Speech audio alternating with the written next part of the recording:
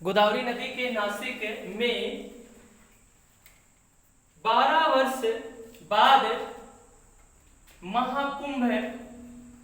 12 वर्ष बाद महाकुंभ है और 6 वर्ष बाद अर्धकुंभ है और 6 वर्ष बाद अर्धकुंभ है। मेले का आयोजन कराया जाता है। जैसे 6 वर्ष में अर्धकुंभ हो गया, 12 वर्ष में महाकुंभ हो गया। ने कंफ्यूजन हो रहा है क्या? बहर चारों पे लगता है मेला, वो तो हम लोग जानते हैं ना, बसंते गोदावरी आया इसलिए हम लिखा दे रहे हैं।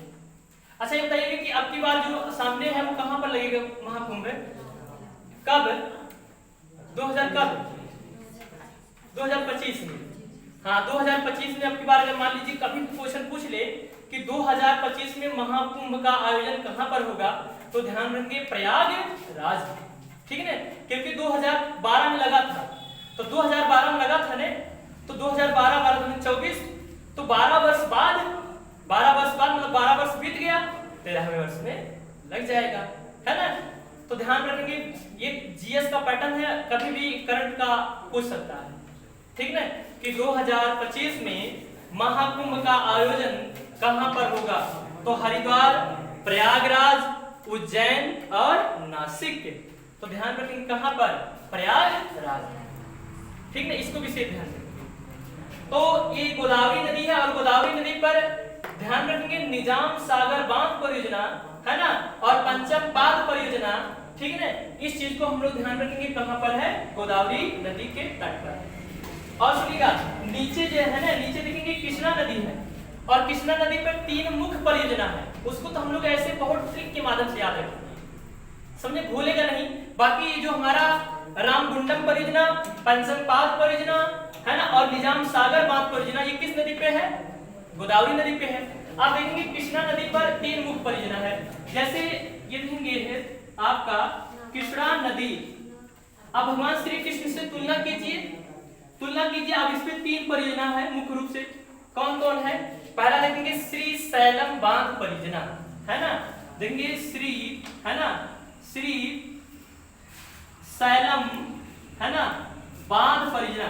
अगर हम लोग श्री सैलम की बात करें तो भगवान श्री कृष्ण, तो भगवान श्री कृष्ण की बात करेंगे तो श्री सैलम बांध परियोजना, है ना, तो ऐसे आ जाएगा श्री सैलम।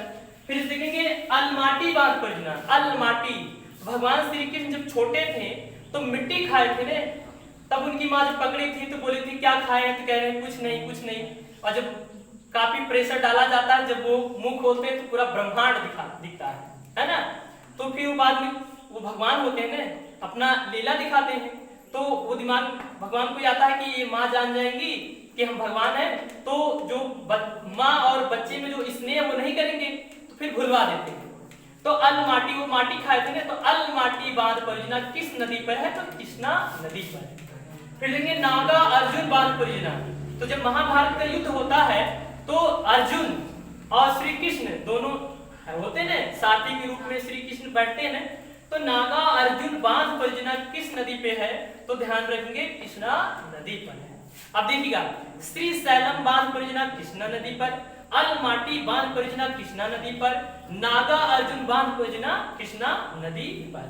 ठीक है ना। अब जो बच रहा है आपका रामगुंडम परियोजना और जो है निजाम सागर बांध परियोजना, है ना, और जो पंचमपाद परियोजना ये गोदावरी नदी पे है।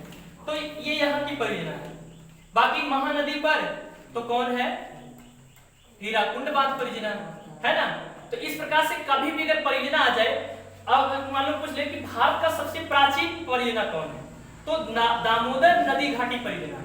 दामोदर नदी घाटी परियोजना 1948 में बनाया गया था। तो भारत का सबसे प्राचीन जो है नदी परियोजना कौन सा है? तो दामोदर घाटी नदी परियोजना। और भारत का सबसे प्राचीन बिजली वाला अगर देखा जाए बिजली, तो सीधे हम लोग चले जाएंगे असम के क्षेत्र में, है ना, वहां पर है। लेकिन हम लोग शिव सुंदरम परियोजना के रूप में भी जानते हैं। अच्छा मयूर परियोजना किस नदी पे है? मयूर परियोजना किस नदी पर है? वो उड़ीसा में है और वो महानदी का एक उपनदी है, वहीं पर स्थित है।